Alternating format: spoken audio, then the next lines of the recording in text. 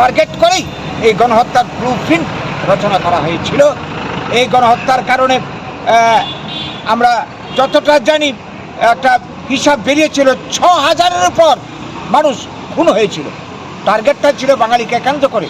পরবর্তীকালে ৬ই জুন গণহত্যা হয়, তার পরবর্তীকালে কিছু রিয়াকশন হয়েছিল, জনস্বীকার্য ফলে জাতি উপজাতি সম্প্রদায়ের মানুষ ক্ষতিগ্রস্ত হয়েছিল। মূলত হয়েছিল বাঙালিরা, সংখ্যাগুরু অংশের মানুষ। প্রায় ৪ লক্ষের কাছাকাছি মানুষ গৃহহারা হয়েছিল। শয়ে শয়ে মা বোন ধর্ষিতা হয়েছিল। যারা গৃহহারা হয়েছিল সেদিন আজ পর্যন্ত তারা বাড়ি ঘরে ফিরতে পারেনি।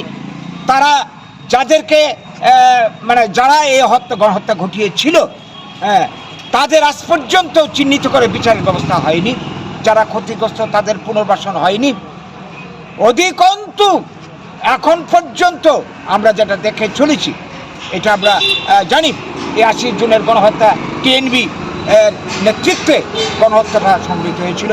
পেছনে ছিল রাজনীতি জগতের বড় বড় মাথা সেদিনে।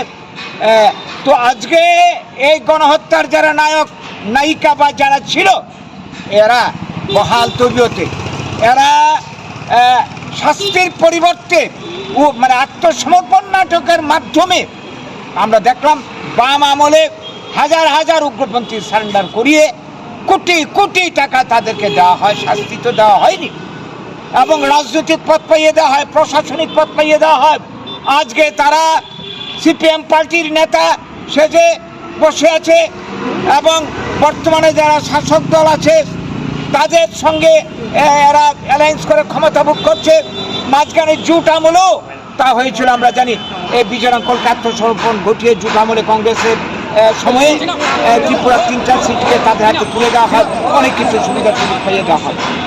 এই যে ঘটনা, এই ঘটনার পর থেকেই আমরা এই ঘটনার পেছনে কাদের কালো হাত, কাদের চক্রান্ত কাজ করছে তার রহস্য উন্মোচনের জন্য হাইকোর্টের কর্মরত বিচারপতিকে দিয়ে বিচার বিভাগে